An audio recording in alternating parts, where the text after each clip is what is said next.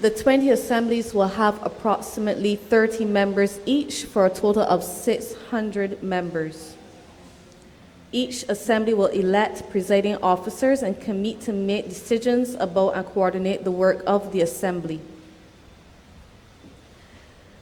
There will be a financial allotment included to the government's annual estimates of expenditure to be divided equally amongst the people's assemblies, and the financial allocations will be audited by the Auditor General.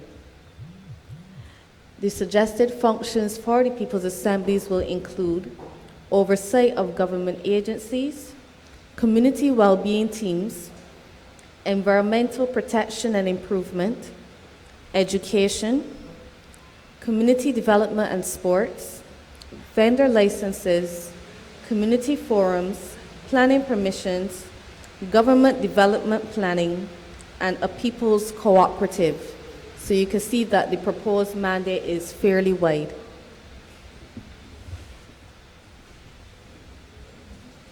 To give you some food for thought, some of the questions that we would have proposed, and you're not limited to asking these questions, but you can also bring your own proposals, your own ideas, because nothing is set in stone. These are all initial proposals, and the various town halls we've been going to, we've been soliciting feedback that will be incorporated where relevant. Do you support a system of local government in Barbados? Do you support the idea that each assembly should be non-partisan? Do you support the proposal for each assembly to have 30 persons, or do you think it should be less or more? What do you think should be the minimum age for membership on the People's Assembly? Do you support the proposal that each assembly should comprise a mix of elected private persons who live in the geographical area together with persons nominated from specific departments in the public service? Do you think that the nominated public servant should sit on the assembly in his or her capacity as a public servant or as a private citizen? Noting that each assembly may cover more than one constituency, what do you think should be the relationship, if any, between the People's Assembly and the parliamentary representative? Should sessions of the Assembly be conducted in public? When would you wish to see a system of local government implemented in Barbados? And are there any other functions that you would like to see the People's Assembly address? We give you some time to think about the questions, and you're free to come to the microphone and bring your own or discuss the ones that we proposed. And we'd ask you to give your name first for the purposes of our records. In the interim, I will introduce the panel as I have not done so. To my left is Attorney and MP Ralph Thorne. He is the chairman of the Thorne Commission. To my right, we have Adrian Donovan. Why do I keep calling Donovan? Sorry, Peter. He is still right. It's true. It's true. Sorry, Adrian. Have Peter Skeet on my right, and I am Krista Howell. We are both members of the commission.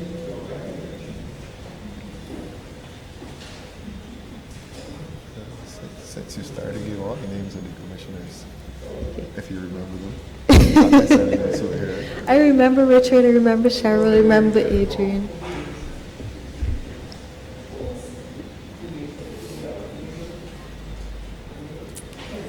Okay. Okay. No, you take your time. Take your time. Take your time. We have time. The microphone is behind you. You better put the mic closer. Why is the mic right in the middle? Thank you.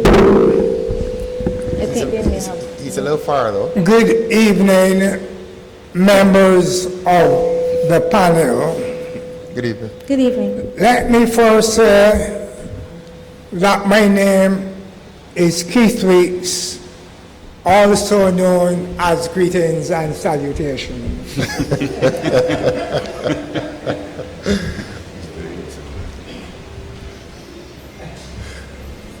Let me first say to the chairman, the Honorable Ralph Thorne, QC,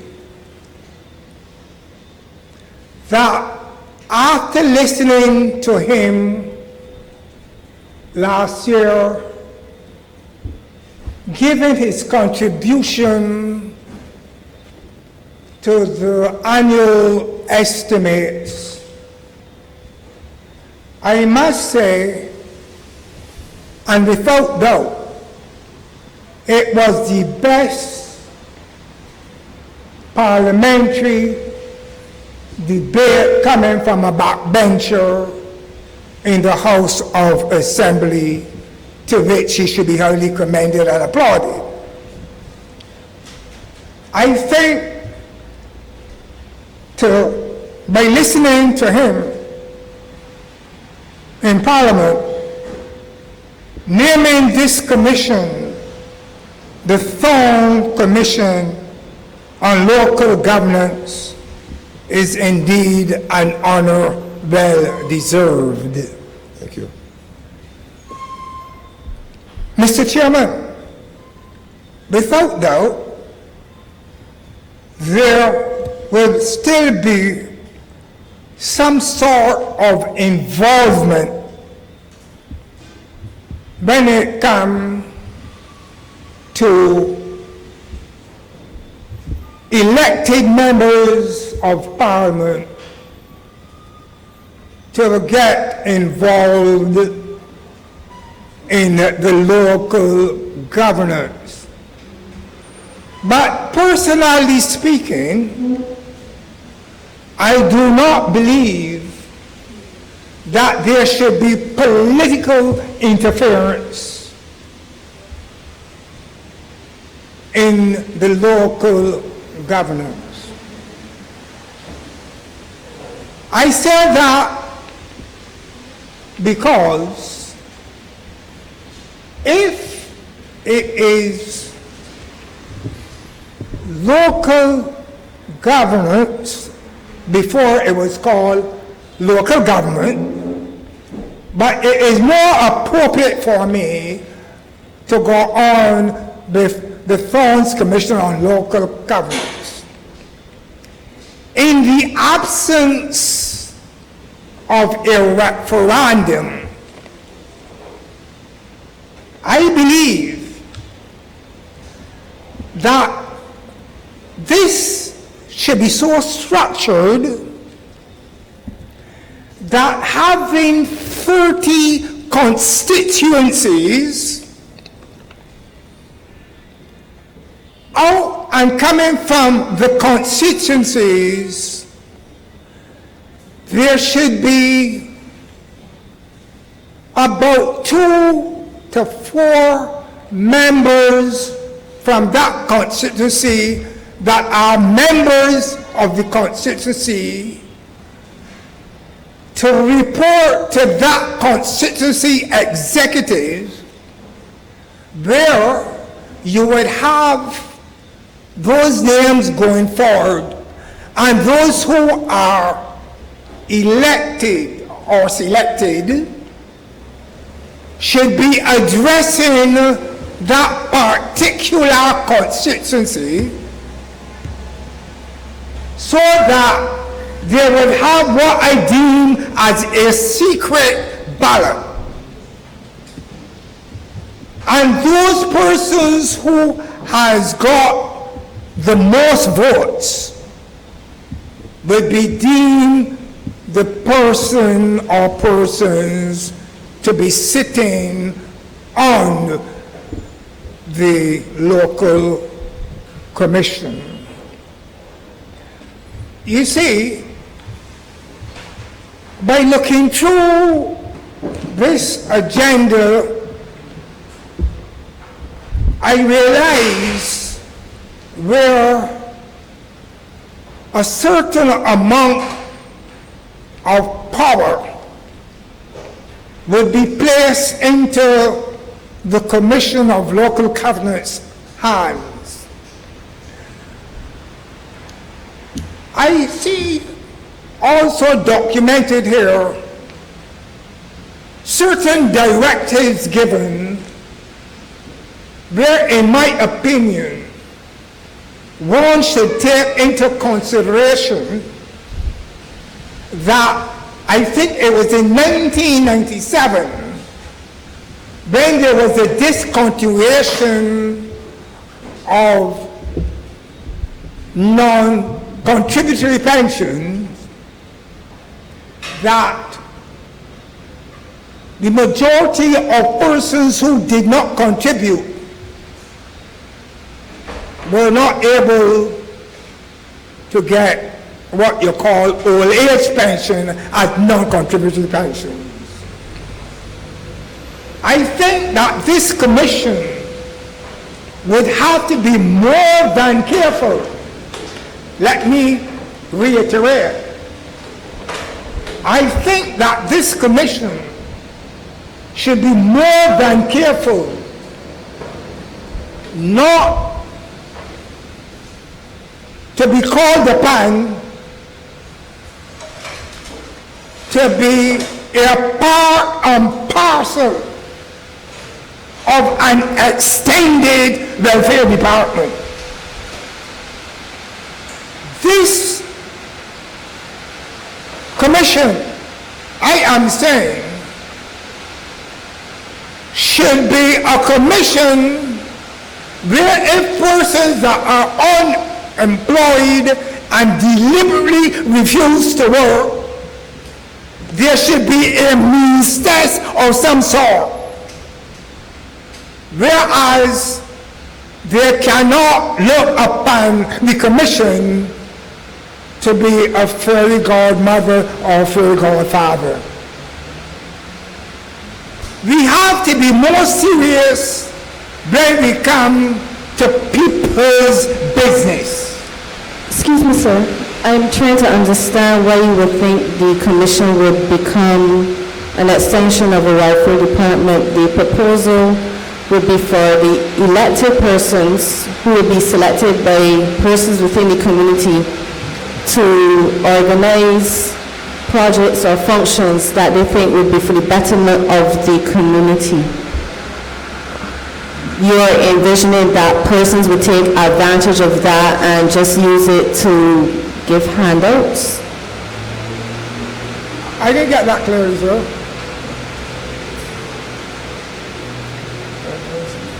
Okay, go ahead. Continue, don't worry, Okay. continue. What I'm saying here is that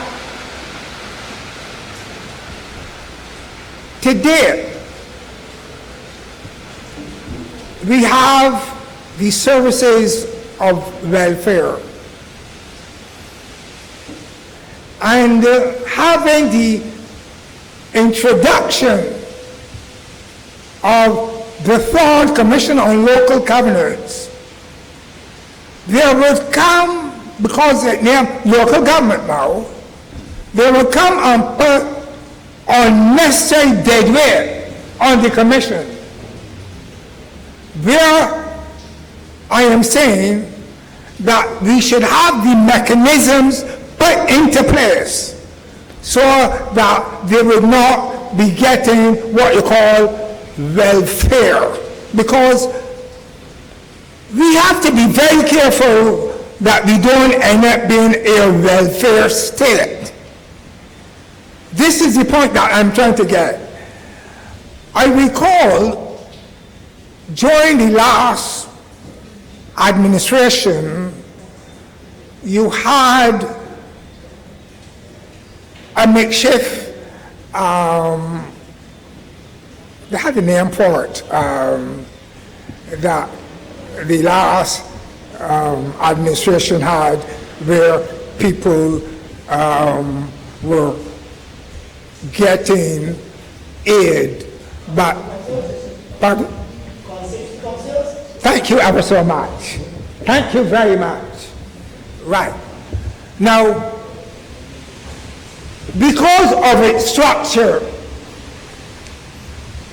people with a conscience refuse to be part and parcel of that organization. And therefore, I recall a gentleman who is a pastor on the Harbor Road in that area refused to take any further dealing with it because he didn't like the way how things were being handled. I should not expatiate on that. However, I am saying that it was so structured that people, it is believed that people were sent down to the welfare. I am asking that there be a certain amount of professionalism in the structure of this new commission.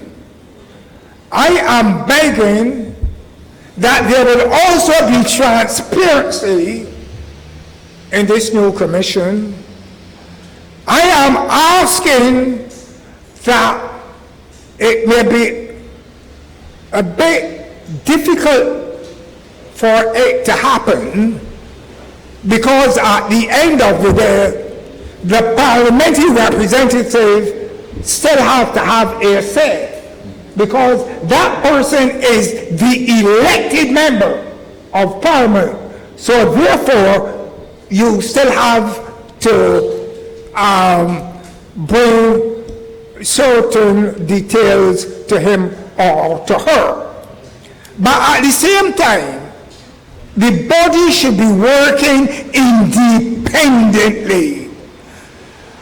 These persons' ages, as I took note that it had been asked, the ages that the person should be on the commission. I would like to first suggest the ages of joining. The ages of joining should be the same age that one has the privilege to go and put their eggs. And I think that age is 18 years of age. The responsibility now of that individual to sit on the commission should begin from the age of 18 to the same time that one is subject to retire from government service. And I think that age is between 68 and 72. But I am a person who feels age is only a number. Because we have some people who are senior citizens who are more constructive to the society than juveniles. I'm not trying to underestimate the ability of the younger folks, but one must not fall short of reality. We have some people in this country who are senior citizens, but they are put on the back burner and told you are old, you live your time already.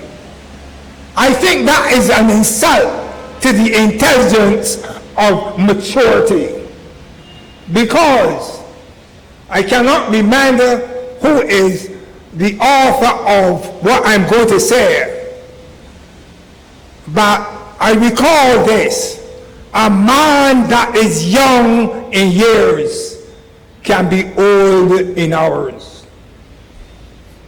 I cannot remember the author. A man that is young in years can be old in hours. So at this point, I wish this commission my blessing, and I sincerely hope that when it's being set up, it will be above the board, and this should, as aforesaid, and I don't like to repeat myself, but sometimes one must repeat themselves. They should be given that opportunity to take the weight from central government, because they have the ability to report, let's say, to the chairman and say, well, look, this road needs doing. So-and-so house in the area needs refurbishing. Things of that nature. Miss A or Miss B, I have not seen for X time. So this commission should be able to reintroduce the district nurses. This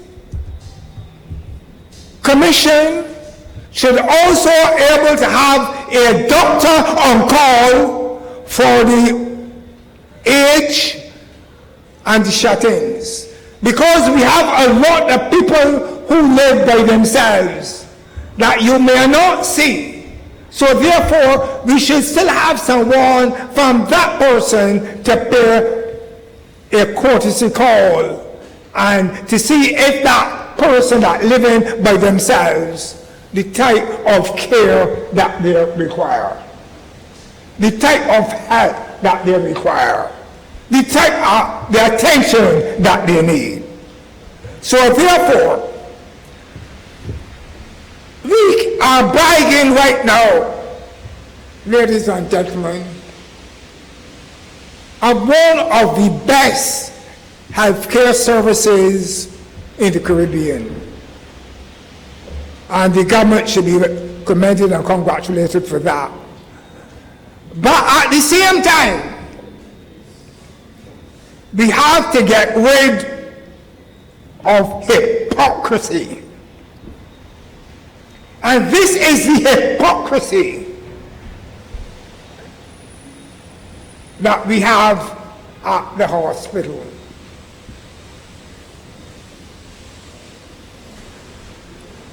Are you all aware that we have some patients who cannot help themselves,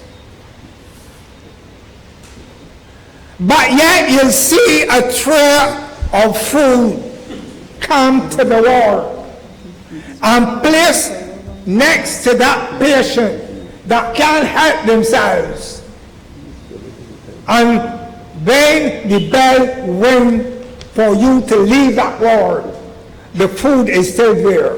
They have to go sleep hungry.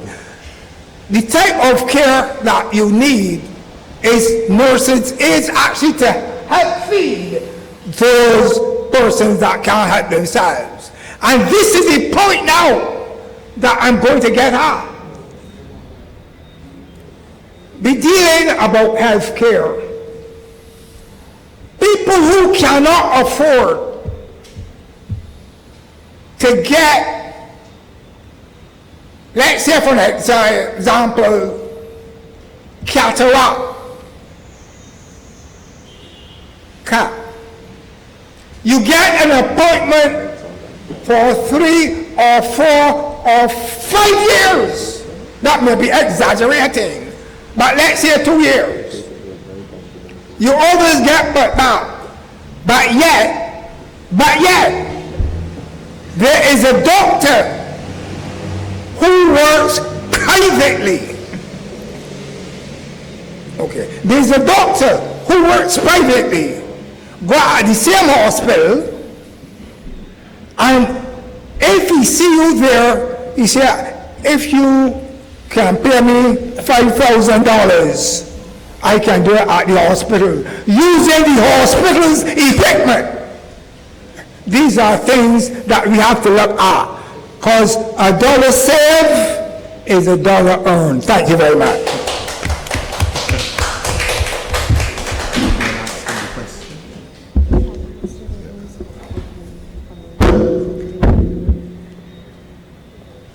Thank you for your contribution. Very well said. We invite anyone else who would like to make their comments heard to come to the microphone and give their name and responses to any questions that we would have asked earlier.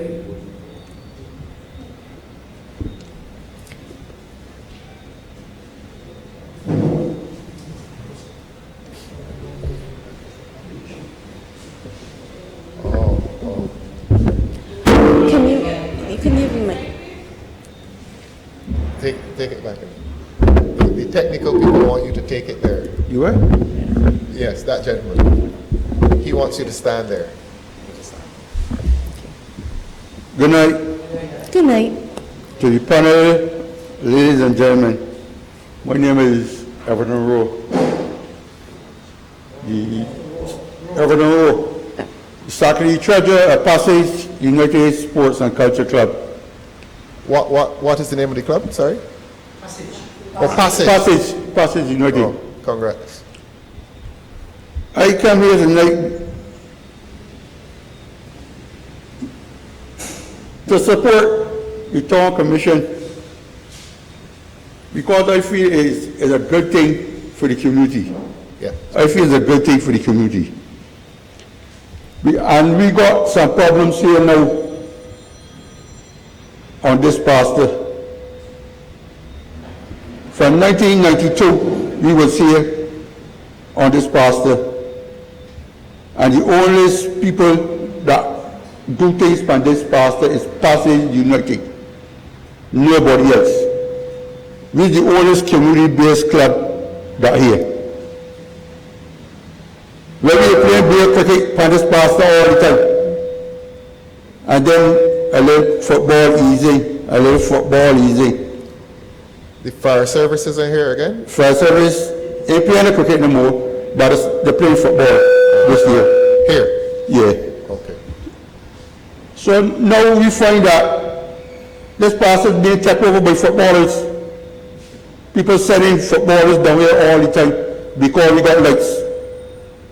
So we know it's cricketers, we can't practice in the day, no, we can't practice for the night. 2 weeks ago, we entered the over 40s from last year. And 2 weeks ago, we come to practice, and we understand Mr. Donovan came down here with a message, tell you don't come for the pastor this football season.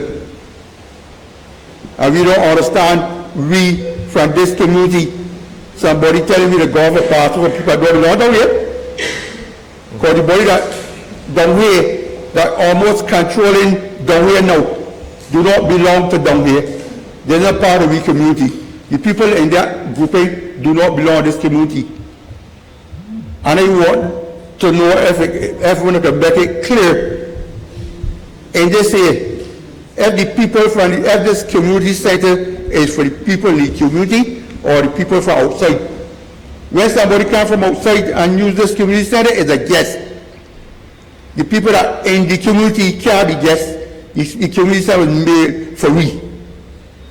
And nobody should come and take away all rights. Now the lights that out there, this is over here. That this gentleman got the keys for we lights. But I say we because I belong to this community. And this club is a community club. And we cannot go in there and put on their lights unless he come and open there and he live in St. Peter. The sports council do that. And that is totally disrespectful to we in this community. I went to talk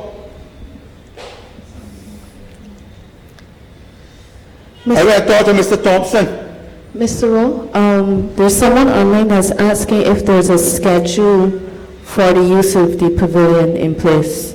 That's the schedule If there's a schedule for the use of the pavilion. to use the pavilion. Yes. Yeah, each sports also got schedule for use the pavilion. And is there any leeway to give input into the schedule so that persons in the... No, we don't get any input into it. Who's in charge of the schedule? The sports council, them is just decide who should come down here and don't talk to the community at all. Then just send people down here to do anything that they want, that the people ask to use down here because we're the central area and we got lights. So then they keep sending people down here, so, and the people that belong down here can't use the parcel when they want to use it. And And not about that fair. and there's no one from the community that's been able to represent to them the... I was representing the community. Okay. And what was And the... I was also working in sports council for 5 years. I guess only last year that I came home, but I worked for 5 years, so I could go inside and talk to Mr. Thompson. But I keep telling him about this football, because this football is come and mash up we pastor.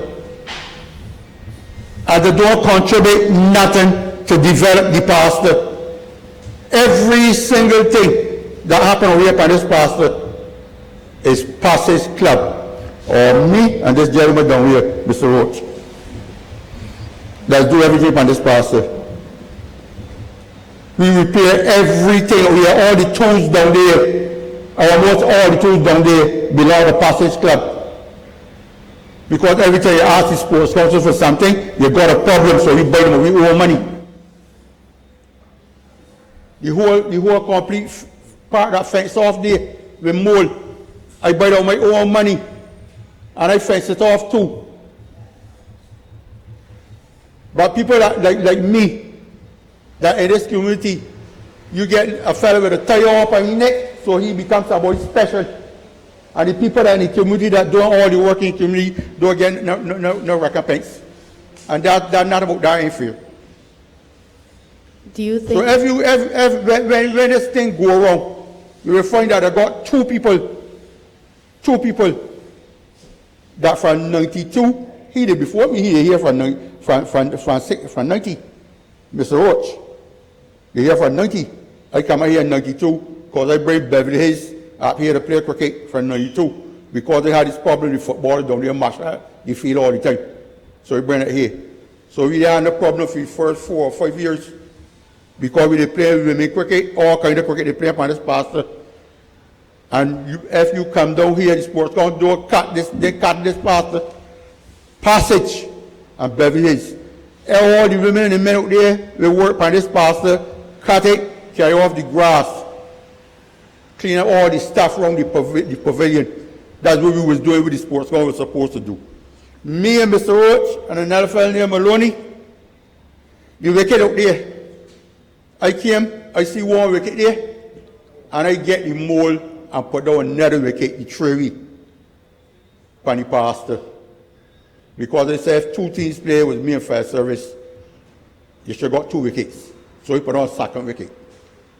Now the sports council, me, with the help of Mr. Roach and Mr. Maloney. So we had 2 wickets there. But every time the pastor was cutting, we used to cut the pastor, not the sports council. And then people should just drive up here for the night and do the things out there upon the pastor.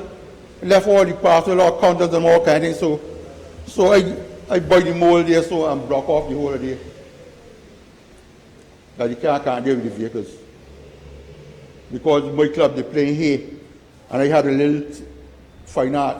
So it was in my interest to help the community as far as that is concerned. But now as I tell you, we got this problem here with this man come dominating we pastor. And I don't understand it. I can't get it understand at all. How can somebody dominate our pastor that don't belong to me away? And we can't get anything like this. If you really practicing, or you practicing, see you practicing football per night. From 7, without the permission he had. And we practicing from evening to 6 o'clock. Now the sports council give you permission to practice from 4 o'clock right up to 9 o'clock at night. Have you And we written, can't practice by pastor. have you written to the sports council? I read it in sports. I thought, no answer, no correspondence from them.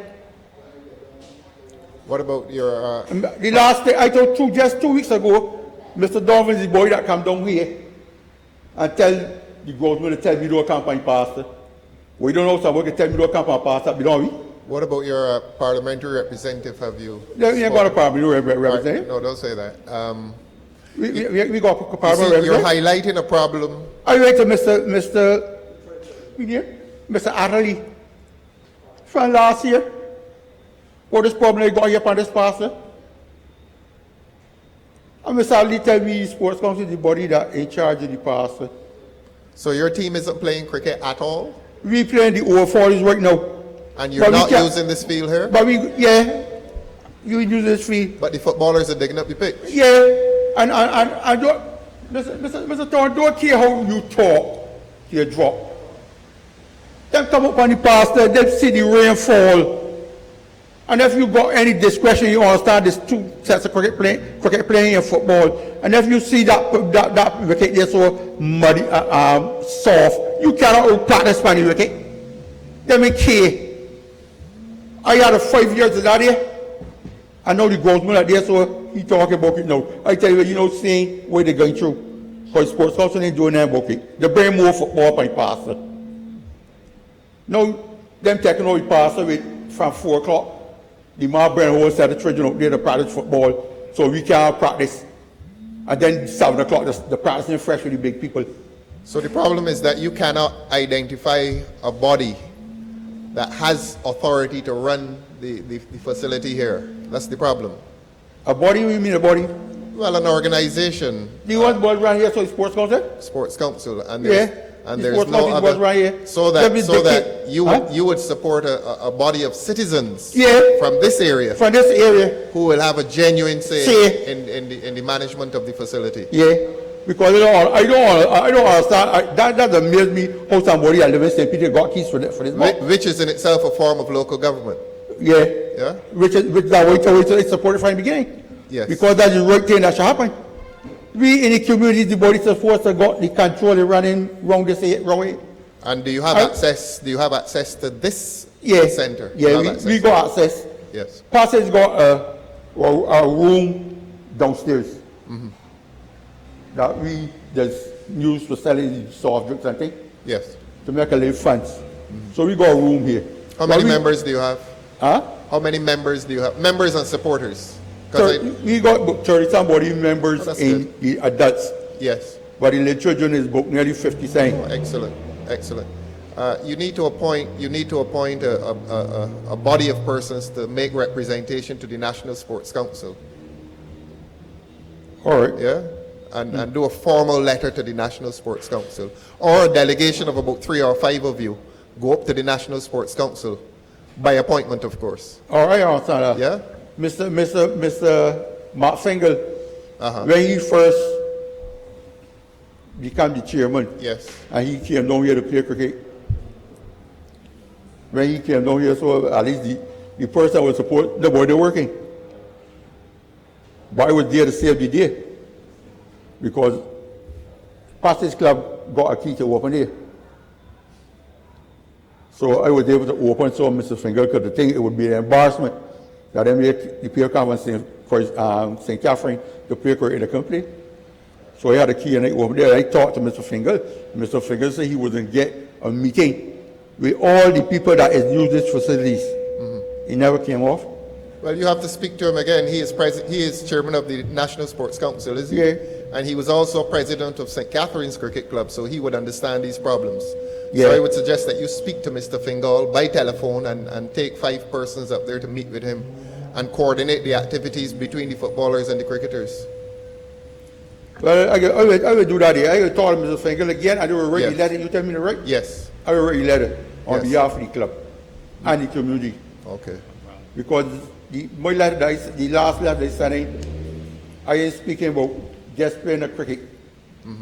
We talking about doing things for some of the younger people Correct. in the side here Community activities. Yes, learn them things, and then the older people, we got something for the older people. Yes. And if we can't go, if you got 5 or 6 nights a week, people doing dancing in here, we can't get the facilities for the people in the community. So you deprive the people in the community from using the facilities. Mr. Skeet wanted to say something to you as well. I think that you should still have some engagement His name is with Mr. the... Skeet.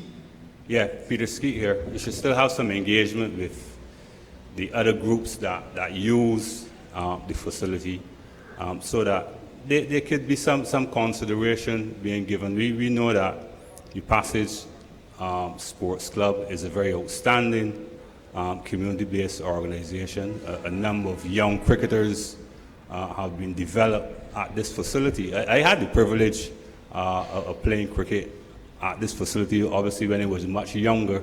So I know of the contribution that Passage Sports Club would have made. But playing fields are for public use, and I don't think that for 1 minute that the Sports Council will prevent other organizations from using the facility, because they're there for Barbadians, irrespective of the fact that this is Passage as a community. So I am suggesting some engagement with the other groups that use the facilities here, so that you can inform them a little. And they should have some common sense. If there's rain, please don't use the field when there's rain. We usually have that problem. We had that problem in the past at the Desmond Hill Sports Complex in Holders, where other groups will come and use the facility. And what we would have done is that we would have brought all of the clubs together and have meaningful discussion, and then put forward a schedule where you have specific days for the different types of discipline. And then you engage the coaches. Any reasonable coach would not wish to let his charges run on a field when it's wet, because when it becomes dry, then it is a disadvantage for the very same footballers. So these issues need engagement, engaging the other groups who use the facility, not in a hostile way, in a very civic way, so that there could be some consideration given for all of the groups that the Sports Council give permission to use the facility. Due to the fact that the over 40s is played from February to March during the football time, when we go out there to practice, we will put up the nets and ball off it, so the ball will come in this direction and the ball will go above. The government talked to Mr. Bovell and I explained to him what we're doing there. He said, no, we got permission to use the whole pastor. So he and the government get way about that day. And he went back to the Sports Council and tell the Sports Council that we practicing cricket out here, we let children out here practicing football, and they would get hit with the ball. And Mr. Dover come down the next day and tell me, you're company pastor. He said, go off the pastor. You're practicing football this cricket. You're practicing cricket this football season. Mr. Rowe, you're an old Beverly Hills man? Yeah. Yeah. I run in Beverly Hills for all back in the 80s. And that club is now defunct. You see, them there, I can only play football, but we left down there because of that. You see, those old clubs themselves constituted forms of local government. They organized activity, and people followed them, and they were able to keep the community stable.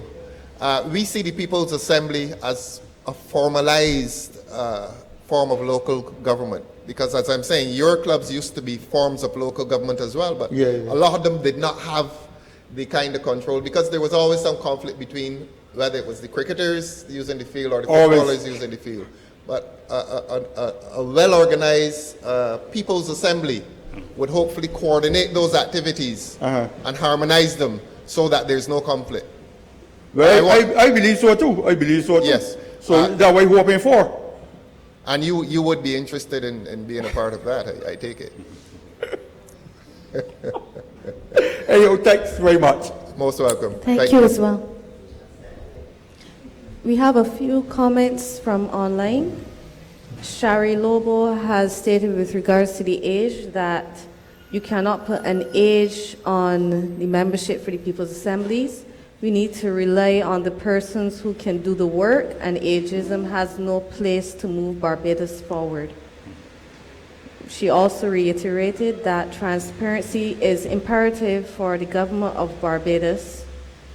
And when the question was proposed as to whether the persons online believe that this should be nonpartisan, the persons online agreed, yes, it should be nonpartisan, and we should try to keep the party politics out of it as much as possible by staying neutral and enforcing accountability.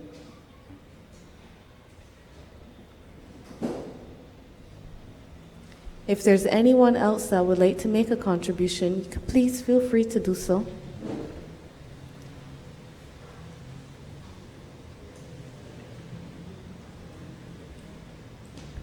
Good evening. Good evening. My name is Glenn Harvey, former Youth Commissioner for the city also.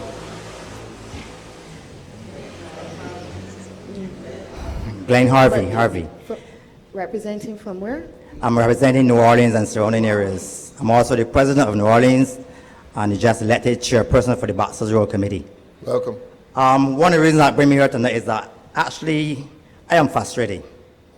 Coming to all of these meetings year after year, night after night, hearing the same thing and getting no results for years. This has been going on. Now, we have a community center in New Orleans that is now, I should say, in a state of disrepair, not functional. When that center was functional, nobody in New Orleans could have used it. We have applied to the Sports Council. As Abe know, he can tell you, we applied to the Community Development on numerous occasions. We were denied years, over 15 years, from using the community center. But you have people coming from the Ivy Rovers, and using the center at the time, and we had denial to the center. Now the center is used for a police post, which they have moved out the police. They were doing a very good job down there. We had the DARE program. We had the Sunshine program there. We also had darts, dominoes, table tennis, all those things to go on there in New Orleans. But now down there is dilapidated state. Recently, the police have also stopped football from playing in the area. I don't know for what reason. I don't know if it's because of the gun violence or what. But you stop in football, a club like Pavilion Sports Club that was around for nearly how much years? 67? 60-something odd years that produced a number of, outstanding footballers in this country, national players, cricketers, people like Culture Man, Everton Ford, table tennis. Now the Orange is like, what should I say, a ghost town. Terry Hall. Nothing is going on there. Nothing. Do you know Terry Hall? Terry Hall, yeah. Nothing is going on there. I opened a school in 2007, a community private school, community high school. School was going very well and whatnot, but then due to the shooting and whatnot in the area, people get scared of sending the children to the school. I had to close the school. A football school? No, a community, a private school. School, yeah. Then the police at the post, they used to organize a lot of different activities. We had Carl Williams. He was in charge of their program. You have the police doing football. You had netball. They would carry the old people to picnics, etc., etc. And I think they were doing a fantastic job. And I believe that we need to get back community policing at its fullest. I think that the communities in this area have lacked, especially Orleans, have lacked from the community policing. These gentlemen here, I'm telling you, does a fantastic job, but they need the resources. Their hands are tied. They need more resources. They can only do ever so much. And community support. Yes, please, I need support. They just get support. Sergeant, you can tell myself, I must organize things down there. I have a school program every summer vacation. I include the officers. Excellent. I also have a Christmas program where we give up food hampers and whatnot. There they won last year. A well organized, wonderful Mr. Harvey, program. the media need to highlight persons like yourself. you're in a difficult community and you're trying to organize young and old people, and you don't get any recognition. No recognition. Actually, I was youth commissioner, Mr. Carter knows that. I was, I should say, kicked out of affairs for no apparent reason. I don't know why. Mr. Skeet can tell you. I was one of the most producing youth commissioners in that department. Steel pan, I had in city, nail technology, football, netball, we had basketball, I had lingerie, I had nail art. From the time, this is no joke, from the time I leave the city of youth commissioner, the city has been down. Other youth commissioners came since me and nothing have happened. You're optimistic that there are young people and people in the city in general who are interested in building a community Yes, please. back? Yeah. And I talk to a lot of them every day. Because my thing is walking the city, fathers can tell you, I have people who can testify. I walk the city day in and day out, speaking to young people, old people, doing programs. So you haven't given up hope? I'm not giving up hope. Do you think they'd be willing to put themselves forward to be elected on the people's assemblies for their area? Yes, I have people, actually told them I was supposed to be here tonight, but due to the weather, I believe I got something from coming. But I have people, we just formed a committee here for Baxter's Road. I've been to NCC to get the areas here by Collins and by the fish sellers clean. I carry a letter, then they tell me I have to go to my representative. When I call the office is telling me they had it in the gathering program, but no, it's no more in the gathering program. And we are about to start Baxter's Road Festival shortly, but the areas in the surroundings need clean up. We have an area down here by the fish sellers that everybody go and dump everything over there. We have one here by Collins Bar here in Baxter's Road. If you go there and look at that there now, you will see that there's a mess, right? It was clean, yes, it was clean. Somebody went back and dumped all sorts of garbage and thing there. We would like to start the Baxter's Road Festival, but we have no resources. We don't have nobody to help clean the area. We had to sanitation. They have promised on numerous occasions and nothing has happened. And our committee have programs in place and we are ready and willing to start because it's part of the gathering program 2020. In terms of the structure for the proposed assemblies, do you agree that it should have a mix of private persons from within the communities, a mix of persons in public office who will be in the public service, as well as persons who are young persons from tertiary institutions? Yes, absolutely. Actually, I also form the Barbados Youth Volunteers Academy. It's our 7th year, and it consists of students from various secondary schools, from third form up to even UE. We have members from UE, and we participate in every fun run that have in Barbados. We are the marshals, we do the water stations, we also do the food hamper program, we work with Starcom Network with all their T20s as their volunteers. It's a PAC program. You mentioned third formers. Do you think there should be a minimum age for persons who would be elected onto the assemblies?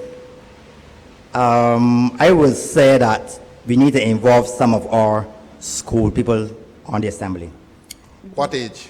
I was looking at from fourth form. Fourth form, Yeah. senior bodies. Senior boys who have a more understanding about what, And because with my program, I start from third form. So I just went to Springer School and I got about 15 students from there. The membership is about 47 overall. And there's all 7th year in existence. And as I said earlier, we just participate for all, volunteer for all of the fun runs. We run the water stations, we man the marshals on the road, etc., etc. How do you envision the relationship between the persons on the assembly and the person who might be representing for the public service? So, for instance, we've had some discussion with the National Sports Council, but we're also envisioning having persons across different public sectors service having a seat on the assembly. How do you think that relationship would work? Do you currently have a relationship with anybody in the public service? Yes, I believe someone from public service should sit because that would be area you can get assistance to certain entities. If you have a person like them sitting on the assemblies. Okay. So you think it would be a benefit? Yeah, it'd be better, yeah. Yeah. And one thing I would like to say, I don't know if I should say it here, but I want to see my representative more regular. Mr. Harvey, I want to say, sorry. Of all the assemblies we've held so far, I think this is the 9th. I don't think we've heard a voice as reassuring as yours, that you're willing to rebuild your community.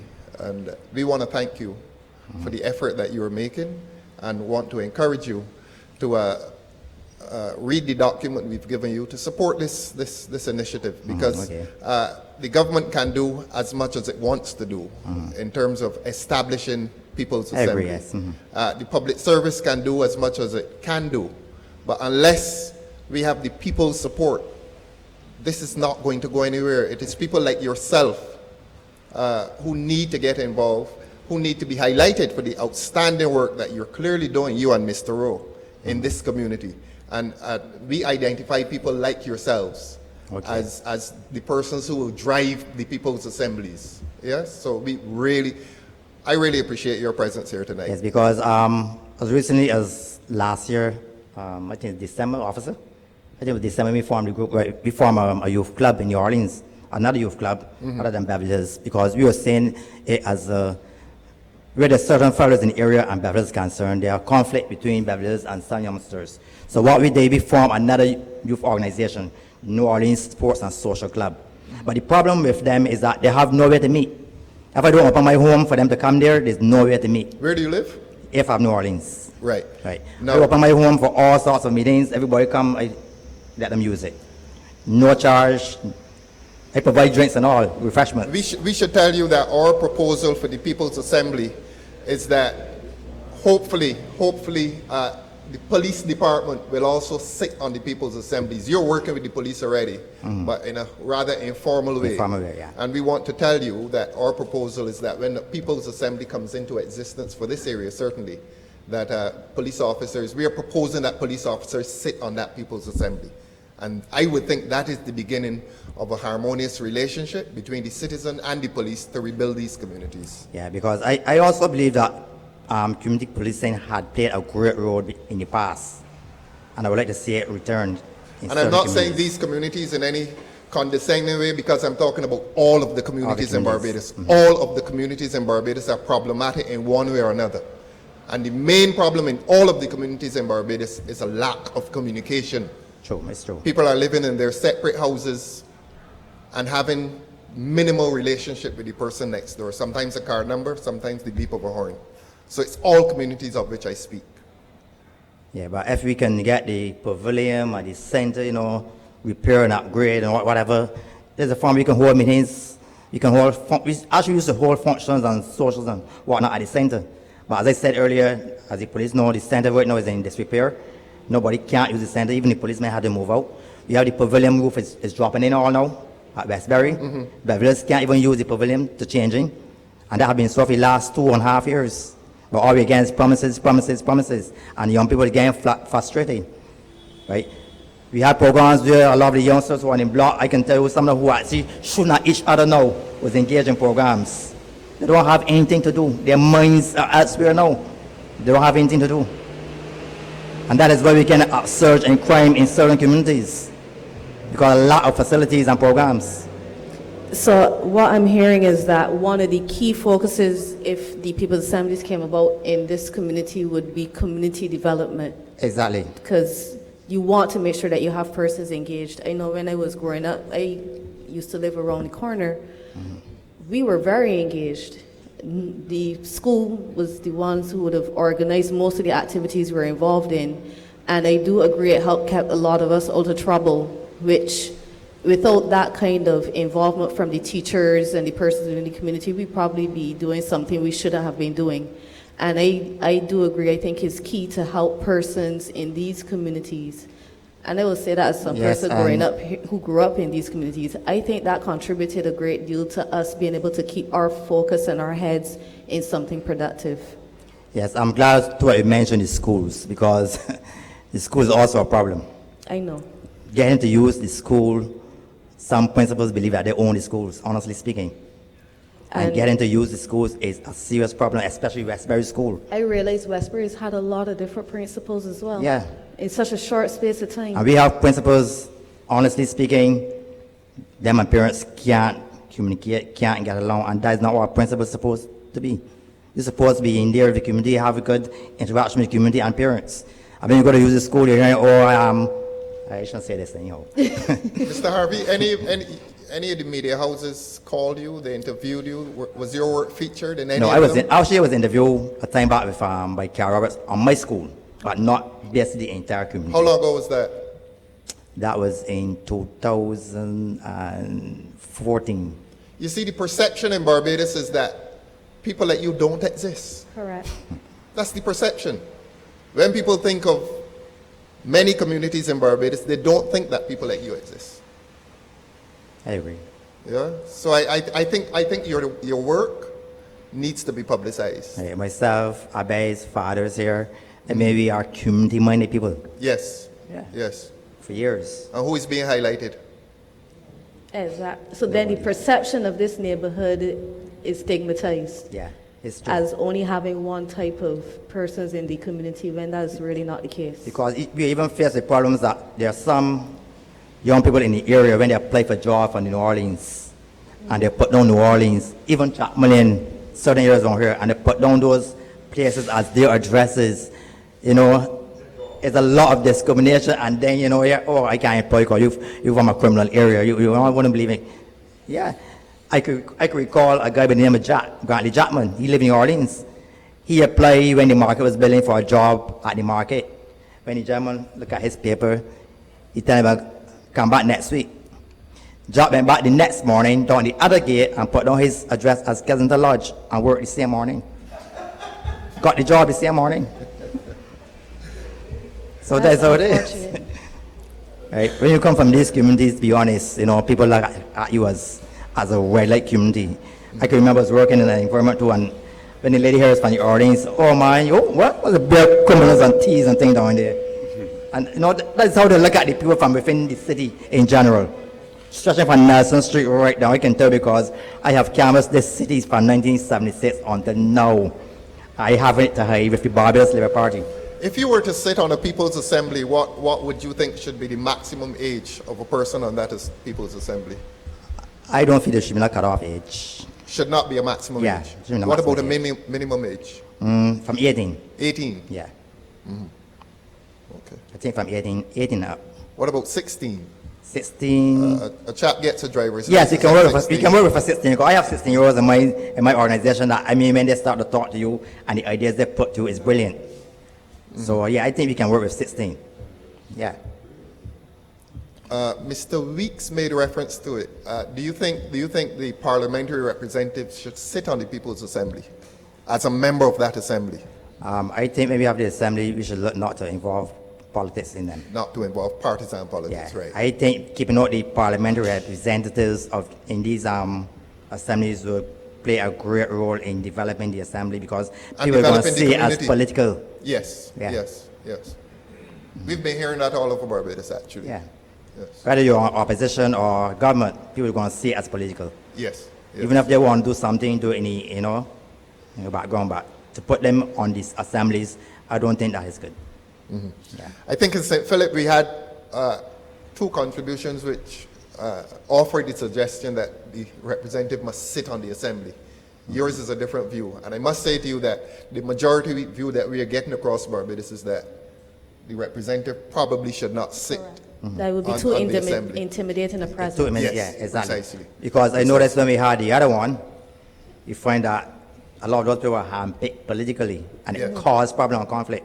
Yeah. Yeah. And the proposal for this is that persons within your community, once they review your profile, Exactly. they will vote for whether they would want you to sit on the assembly or not. So as long as persons in the community come out and vote for you, and you have their best interests at heart, I keep emphasizing you get what you vote for. If you vote for persons who are just here to play party politics, then you would get an assembly that's full of party politics. But hopefully persons will recognize and know the persons in the community who've been doing the work and vote for those persons to represent them so that actual projects can get off the ground and you can start to see a change in your community. I would love for this area to be known as one of the best community areas. Exactly. That would be personally a win for me. And we as community people in the city have our community at heart, honestly. Yeah. Look, there was a time in Barbados when I think just about the entire football team came from this area. Yeah. You know that? National When I team. say this area, Carrington Yeah, Village. yeah. We had people like Potty Mainland, and those here. guys. Yeah, yeah. And that's not so again, is it? I think for the past, I bet 6, 7 years, we passed 10 years, we don't have a national player. We haven't have a national player on national team. Football, we passed 9 or 10 years. That's, Mr. Donovan will tell you they're coming from paradise now. Okay. yes, Donovan knows me too. Everton used to be, Everton was the city-based football team as well. Everton, we had Everton, Beverly Hills, yeah. Chapman, Orleans area. And of course, the greatest of them all, Weymouth Wales. Yeah. You would admit that? And then there was Youth Town with Youth tennis. Town, yeah. All of the Barbados Tennis, table yeah. tennis players came from Youth Town. Then we had the Alex Steel Pan from Chapman, Reverend Morgan. And you feel strongly that that can return to the city. Yeah, and to St. because Michael. when I was youth commissioner, we had a very good Steel Pan group of youngsters. I mean, that was doing very good. Mr. Skeet Dale, Mr. Carter, and they were requested for every event. Everything have gone through the others now. But Glenn, haven't you met the youth officer for this area? Do you know who the youth Yeah, officer is? sorry, I forgot to mention Miss Dorinda Farnell is the youth officer for this area. I'm going to be honest with you. She's trying her utmost best to get things done in the city. 'Cause I'm working with her also. Right. In terms of getting young people into the renewal program and Marine and BCC and those areas, she is doing a fantastic job. But to be honest, I think that Ms. Farnell have too much a big area to cover, her one. And they no extend the city beyond what it was. And there's a real area to cover, for her one to cover. But then why it bothers me that you're saying that there's the absence of resources to help you with the programs. I mean, this is the city of Bridgetown. This is in the heart of commercial activity. There should be some meaningful interaction with the businesses, so that they should have a stake in the development of the communities which surrounds them. Yes, I do get assistance from 1 or 2 businesses in town. There are about 3 of them that always look out to help me every year. But there's some businesses in town that believe, they come from the city, they don't want anything to do with city people, to be honest. Then you go to them, I can remember going to a certain establishment in town, I won't call his name right now. And when I went to him, I produced our letter and everything. He said, "Oh, Orleans? No, do it down there." And that is one of the businesses that the people from the Orleans and the city used to spend money in frequently, every day. But it must be packaged in a way that these businesses see the value in it, because if there's criminal activity in communities that surround their businesses, it will ultimately affect them. Exactly. So it's just a way of getting that message over in a meaningful way, so that they can see the need to contribute towards sports and culture and educational activity in these communities. Because we recently had a Christmas program here with the MP, and even the MP himself was finding it hard to get sponsorship from certain businesses. Everything cannot be left for the state. Exactly. We've actually had a few businesses after the town halls that came forward and said that they would assist persons who were on the People's Assemblies in getting the different functions that they decided on going. Okay. However, there's some comments online where persons are proposing that we should have business persons sitting on the assemblies and make room for them, not just as a private citizen or a public servant or a youth, but the business community's voice should be represented on the assemblies. So it's a proposal we have not had before, and it will be something we'd have to give some consideration to. Do you think it would help if the People's Assemblies comprised business persons within the community? Yes, I think that would help a great lot, honestly. Because, as I say in Bridgetown, as Peter was saying, the city of Bridgetown at least, shouldn't be having no worry or problem getting sponsorships. Y'all have the most businesses. The most probably businesses outside is the of- capital of Bridgetown. Yeah. It's capital of the city, sorry. There's nowhere else that's going to have as many businesses as the. As I said earlier, there are certain businesses that I can go to and just walk in and get sponsorship from certain business places. But the others that give you a hard time, honestly. Mr. Harvey, we want to say to you that the development of Barbados will not go very far unless the people are involved. And I don't want to say it too often, but people like yourself, the communities now have to get involved in the governance of this country, because you're talking about people's lives. True, it's true. And the cabinet and the parliament can reach only so far, but unless they have people, the people with them, constituted as people's assemblies involving all persons in the communities, we're not going to get a lot of political and social development in Barbados. So we're going to ask you not to give up and to help us. No, I'm not giving up. Help us to promote the idea, and not only the idea, but the reality that local government must come back to Barbados. And we are proposing in the form of people's assemblies. And the work that you are doing is the work that a people's assembly should be doing. So it is nothing foreign. There's nothing esoteric about it. The work that you are doing is the work that a people's assembly ought to be doing, but you're doing it alone. And without the financial backing.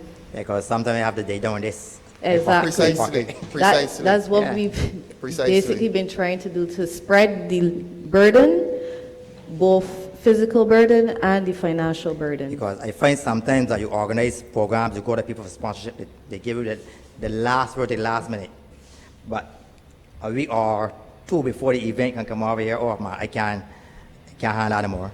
But you already have everything in place, so you don't want to be embarrassed, so then you want resources that they don't in your pocket. Would you be embarrassed if I asked your age? How old are you, man? 53. 53. You look younger than that, but don't give up. Yeah. Right. We want to thank you very, very much. Okay, thank you Yeah? very much. Thank you as well.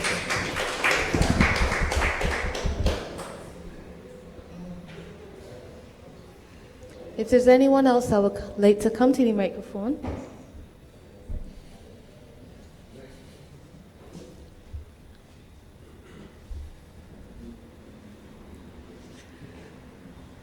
We heard, Madam Chair, we heard two excellent presentations. Can you give your name for the Oh, sorry, record? Nalita Gajada, citizen,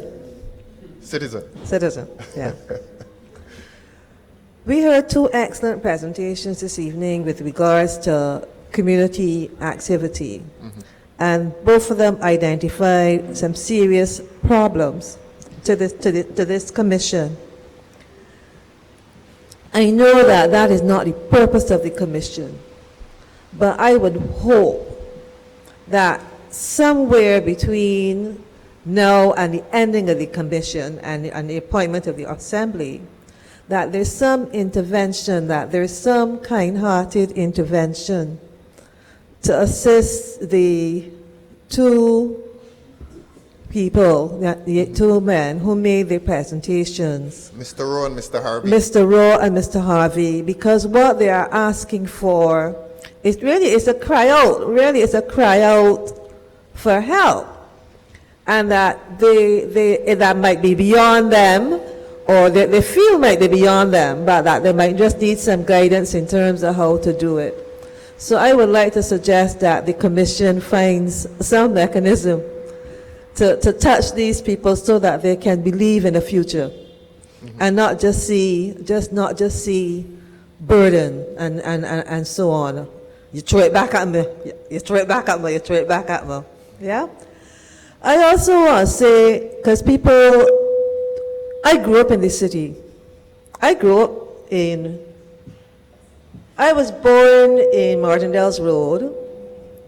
I lived in Pastis Road and in New Orleans. And I spent most of my life in Mason Hall Street. My growing up, I left Mason Hall Street when I was about 20, about that, yeah.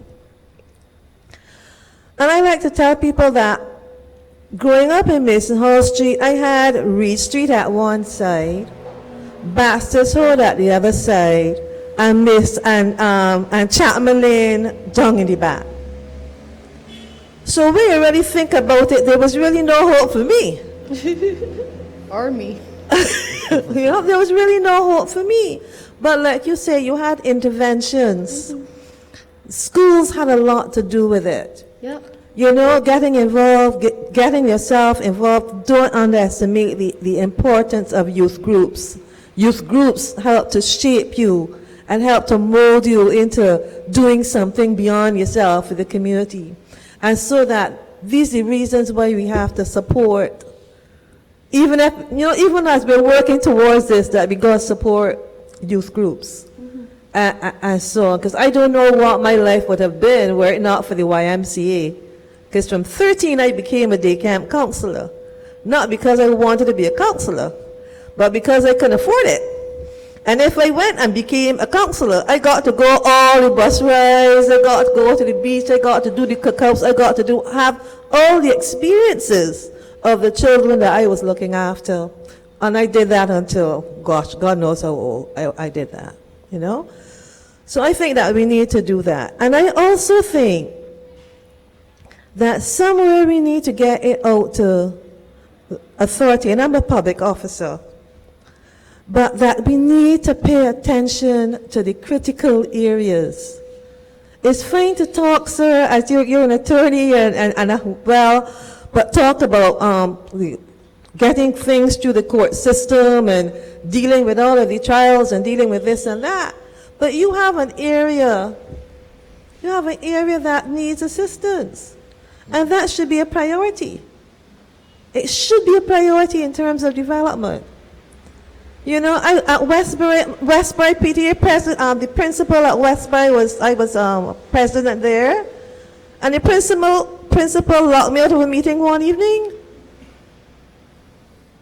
So I know the hardship, I know the problems that you can get when your school is not involved, or that the parents can't come and sit down on the pavilion, or that the parents can't participate. Westbury had a Christian? Yeah. Was the junior calypso queen, and they had fairs at Westbury, and they never allowed that woman to perform, that young girl to perform, and she had won a national competition. Wow. You know, so we need to, when we're talking about the city, there are certain things in the city that only a city person can relate to because of the pain of living in the city and being treated as if you were nothing. Being treated, I mean, we had the housing project that was supposed to do something in the Greens and in Cat's Castle, Mr. Rowe, Cat's Castle. And that was just thrown out because people felt that they didn't know who owned the land, and the people didn't want to go down in there, and the money went back to IDB. The city is the life, I think, of a country. Now, later, what's the population of what we are calling the city? Anybody knows? But it got to be like, I mean, in the constituency itself, Yes. it got to be between 7 and 9, although it keeps reducing all the time. Sorry? 7,000. Yeah, it keeps reducing all the time. Yeah. But the city is two areas too. The city is up this side of the bridge Uptown and downtown. and that side of the bridge. And they may be called the city, but one side of the bridge and the other side of the bridge are living in two different worlds altogether. Uptown, downtown, cross down, all the way down. You know, so we have in looking at the building of the assembly, we might also have to look in terms of the programming, in terms of in a zonal kind of way as well. Yeah. Because what program might fit in West Terrace or in Kendall Hill might not work in the city. Yeah, I'm glad you raised that, Nalita. Right, so a zonal kind of look. Yeah, we were, don't move, please. We were looking at organizing St. Michael into 4 assemblies. I'm wondering if after what we've heard here tonight, if we may not have to relook that idea and treat the city, and when I say the city, I'm including Carrington Village as well, yeah, and treat that as one block, so to speak, as one assembly. Because I'm sure the problems here are the problems in Carrington Village and Bayland as well. Yeah, so your neighbor is not necessarily the person who lives next door to you, but the neighbor is the person who shared the same experience as you, that type of thing. That might very well have to be something that you look at. So that for Mr. Rowe, who thinks that the problem is a local problem here, it may be a problem stretching as far as Bay Street. And we're proposing to establish assemblies on a wide geographical area. So that if you're on the assembly here, you would have jurisdiction as far as perhaps Bayland or the same Carrington Village, or perhaps Eagle Hall. We don't know as yet. But it seems that the problems here may require some very intensive inquiry. Yeah, and there are some, the city has also had a number of people who have become extremely successful, who are leaders in every aspect of life in Barbados. And maybe we need to find a way, you need to find a way of getting those people to come back in the city, even if it's just for a dance. Yeah. You put flour and marl on the ground and have an old-time dance, and not a line dance, but an old-time dance across the dance floor type of thing. Maybe something like that. But it was heart-wrenching hearing your two stories, you know, and I hope that we're able to do something with them. Thank you very much. Thank you. Now, earlier we heard, not earlier here, but in an earlier town hall meeting, somebody was wondering if the charitable organizations aren't enough in terms of developing people's lives. And I don't think our commission agrees with that. We feel that the most genuine charity must come from among the people themselves, helping each other.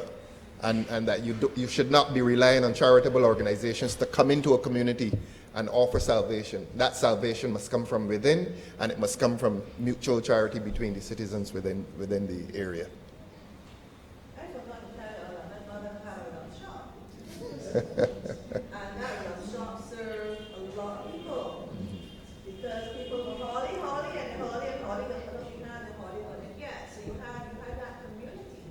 You know, that was building around those things, and that's how people survived. Yes, yeah. During the short break, we always like to acknowledge Ms. Cheryl Hunt, who is a founder member of the Israel Level Foundation, which has done outstanding work in St. Michael, and I'm not going to say in the Ivy, in St. Michael. Yeah?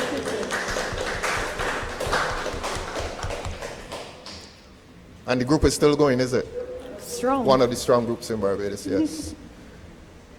And of course, Mr. Adrian Donovan, who is running Paradise Football Club by himself. And he likes to remind us that it is one of the few homegrown football clubs in Barbados. Mr. Rowe, you spoke about your Passage United. Yeah, and you know, it is so important to have homegrown teams because the football now has become professional and people don't feel that same level of passion and commitment to a club. I remember going to the stadium at night and the whole of Carrington Village would walk up there. Because Weymouth Fields was a Carrington Village club. Beverly Hills was down here, Everton was down here, so people went and supported because they were supporting their neighbors and friends. That isn't happening again. And the communities in Barbados need to return to that. And I think that ought to be the mandate of a properly functioning People's Assembly. Because I'm convinced that people genuinely want to have that community life again. But they're afraid. Some of them are shy. Some of them feel that it won't come back. But it is in the people's hands. You all have to bring it back. And as I said, the government can't do it. The courts can't do it. The people have to do it. Yeah? Mm-hmm. Every place we go. Every place we go to play. Yes. Remember what we do is every place. And then we start a socialist, like on Friday, we go down Barden or down East Coast, and every place soccer go. The whole group is many units. Mm-hmm. We like a family. But I'm really going on. You make up for 10 years.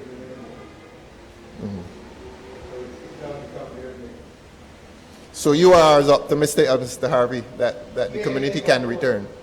I will work again because we belong to the same area. But I have down there, I don't care. Before I had a problem with the ball down there. Then we got on a Friday, playing a Pavilion, and then play football. And then they know, before I get out there, when you prepare to get it sauce on, as long as you bed, they still walk on your feet, you go up there. So you be a form my friend.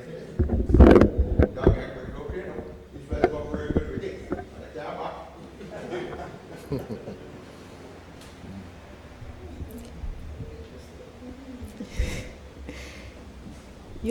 You want to make a contribution? Okay. Who, Tampa? Can I ask a question? Yes. You could come to the microphone.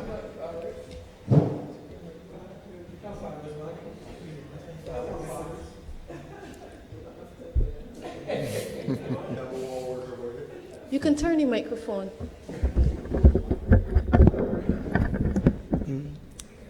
Good evening. Good evening. I am Henderson Roach. Originally, I'm from New Orleans, but I live in the Kensington Lodge right now. But the question I want to ask... You really live in Kingston, or you switch your address? I adopt back to our school. The question I want to ask though is, where will you draw a line between central government and local government? Well, central government is the cabinet. And I was about to say to you that there are tiers of government in Barbados. Obviously, the courts are responsible for justice and that kind of thing. The day-to-day running of Barbados, the entire day-to-day running of Barbados' affairs is in the hands of the cabinet. And the parliament is there to pass law. Beyond that, there is no level of government. Right now, the people in Barbados depend on the cabinet and they depend on a parliamentary representative. There is no genuine popular participation in government in Barbados, and this is why we are proposing this, so that the people should have a say, a direct say, in how their lives are managed. In other words, it is self-government, government at the local level by the people who live in the communities. You asked about drawing the line. That was your question? Where do you draw the line? Well, that's where the line is drawn. Cabinet, Parliament. There's no other tier of government in Barbados. Why should not the people have a tier of government? No, I'm not concerned about what the people have to say. I'm concerned about if we are just another fact-finding mission, we just talking. You mean this commission? Yeah. I don't know, we just gathering facts, discussing our mandate ultimately is to present a proposal to government as to how local government ought to be structured. And what we are doing here, what we've been doing for the last 2-3 months, is consulting with the people of Barbados for them to say how they feel these people's assemblies ought to be structured. But our mandate, and I wanted to clarify this for Mr. Weeks' benefit, the life of this commission is not going to stretch perhaps beyond this year. We are here to make a proposal to government for the establishment of people's assemblies. Yes? And when we make that proposal, our life as a commission has ended. It is up to the government to establish the people's assemblies, to legislate the people's assemblies. But I was still concerned because Mr. Weeks made a suggestion about roads repair. Now, yes. A local government, I don't think we might got the finance to repair most of the roads. Not the finance, but to give advice to central government. But that's what to give advice to the Ministry of Transport and Works as to which road should be repaired and as to which road should have priority over another road. And that is a way of giving the people a direct say. I understand that. Do you know who makes the decision now as to which road is to be repaired? I do not know. You don't. Don't you think you ought to have a say in which road should be repaired? Yes, but not only a say, but I want it done. Yes, you want it done. Good point. There will be a mix of people's input as well as the expertise of the persons within MTWC who have the two meeting as opposed to just the expertise and none of the local knowledge. So the two still have to work together and you have to make sure that that relationship works. But at this present point, it's just the expertise and none of the local input. So We are not proposing that the People's Assembly should have the resources. The resources should stay with the Ministry of Transport and Works, but that the people should be in an advisory capacity. The term we've been using is requisition, that you should send a request to government to say Paris Gap needs to be repaired before President Kennedy Drive, for example, and to say why. not just Because you have the feel local like knowledge. To go beyond what you were saying just now, I arrived here on this spot in 1987, moving to Kensington Lodge. Here was just a pasture. I held community activity, sports running, and eventually they built a pavilion on this spot. I think it was opened on my birthday, 11th of November. It's on the plaque. And I brought Beverly Hills, I'm from New Orleans. I brought Beverly Hills from New Orleans here, and we had cricket here because it was a cricket ground in the beginning. Eventually, it evolved into something far different, community-wise. Now, I'm not saying that it should be a cricket ground or football ground, but I believe that we can work out things. An amicable decision can bring things together, and we can work as adult people without fighting against each other. And if we put our heads together, I think we can come to a solution that everybody could be happy with. And we need to submit some more muscles and use the brain sometimes to get things done for the community. I've been cutting this pasture thousands of years long. I bought Kensington Lodge, and now I adopt Wendy Hall schools, both infants and big. There's no groundsman there. I pay for everything, buy bikes, buy lawnmower, keep the school, paint, cut grass, do everything to make Wendy Hall School a perfect school. It's not perfect, but every day of my life, 8 days a week, I'm at Wendy Hall School doing something to make it a better place for the people in the community. I want this commission to be a local, the word is on local. You mean the People's Assembly? Yeah. You want the People's Assembly? Local, local. Remember that word is important, local. Yes.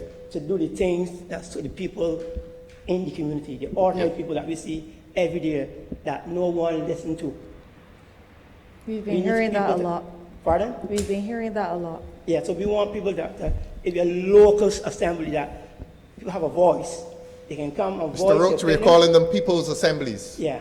Yes? And we foresee that they'll meet in a place like this. And that you will vote for them. precisely, and that people from the entire area will come to the meetings and say what are the problems on their street or in their community. That is what we foresee. And that is what we are proposing. But I believe strongly though that if we work as a community, we can achieve a lot, even beyond the government. But we must do it together, hand in hand.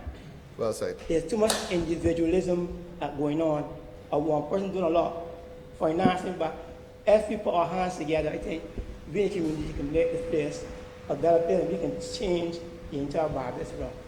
But we must do it, everybody must put their hand to the plow, and it can happen. Thank you. Thank you very much. Thanks, Sisra. Father is a deep person, but you really want. Still at the, A lot of them, still in the postal service? Still in the postal service? Or retired?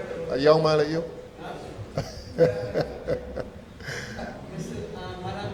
Chair, Yes, please. this particular assembly here tonight, for example, You want to use the mic, Adrian? Oh, okay. this particular Because you're being streamed. But I don't think persons that are online will be able to hear you Yeah, if you don't better- use a microphone. Yeah, You use can the mic. this one right here if you want.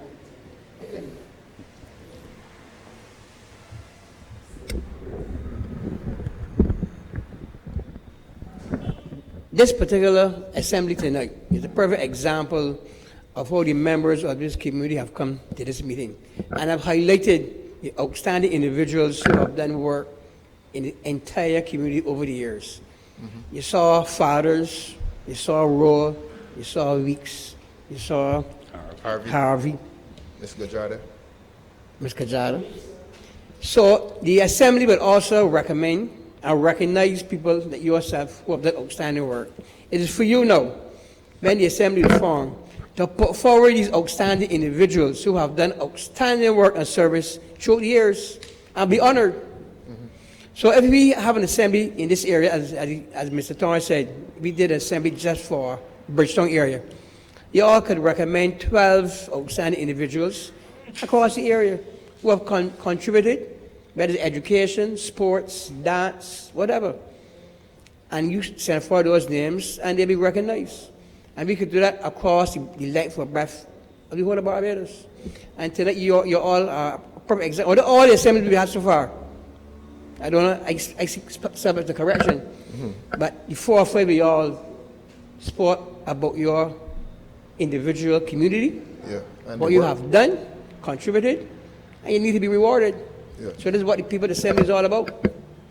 And I want to congratulate all of you tonight for coming out and being a part of this afternoon's activity, and hope that maybe get the approval to really go ahead.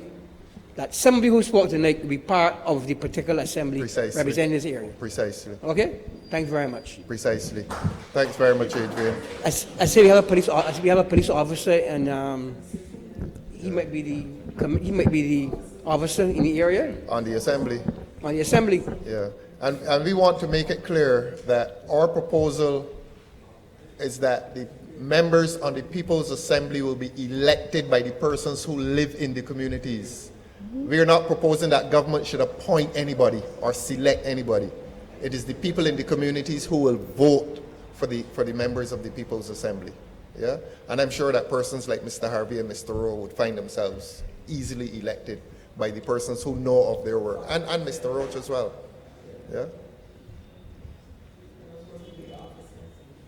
Yeah. Special welcome to the police officers. I don't know, y'all allowed to speak in this forum? Yeah, I think, yeah, I know you would have to have, oh, they work in the area. Oh, you gotta go and cover up the uniform and speak as a private citizen. Yeah, they would need the permission. Okay. Yes, well, thanks very much for coming. Thanks very much for the interest. Over to you, Chair. Is there anyone else that would like to make a contribution before we wrap up tonight?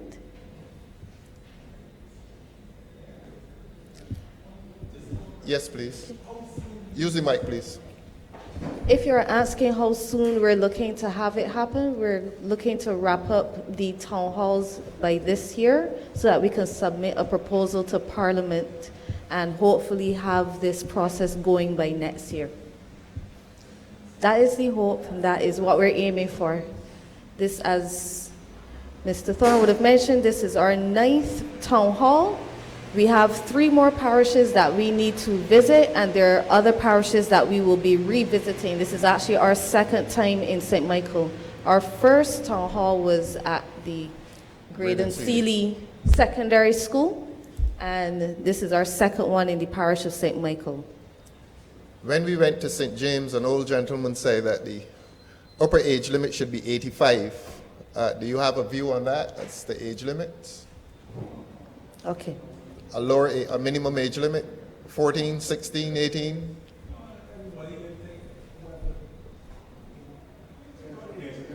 Okay.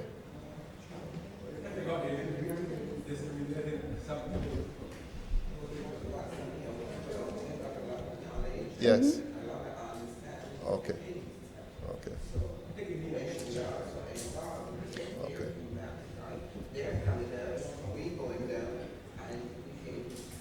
You can share. Pass on the knowledge. Yeah.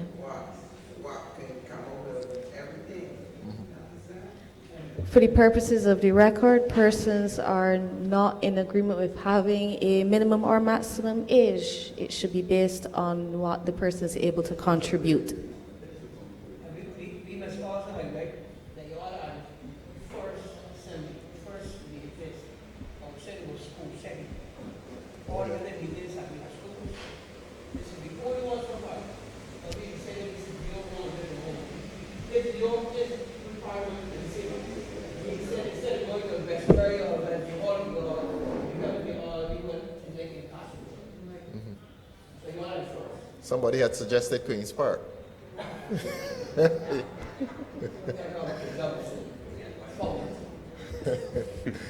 Chair? I'd like to thank everyone for their contribution tonight.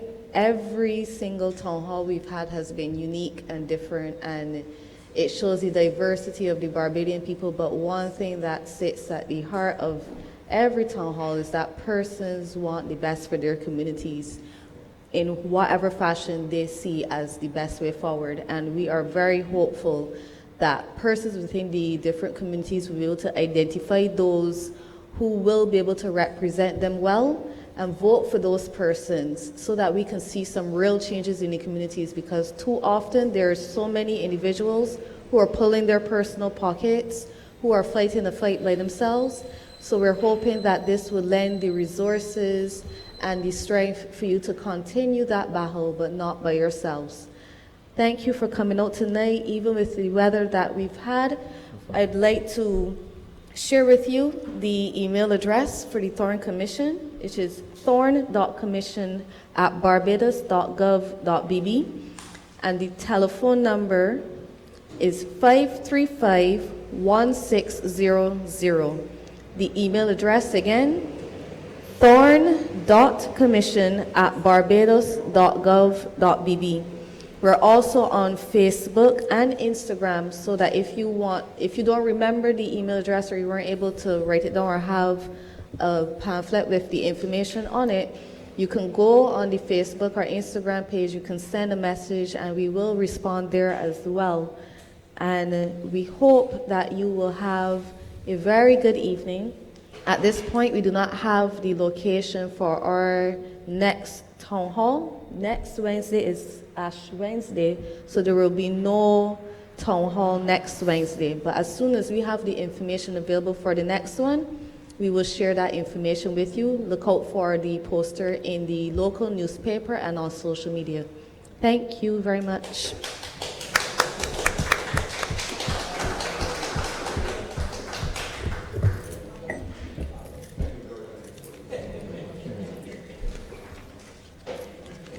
Trouble with Mr. Rowe.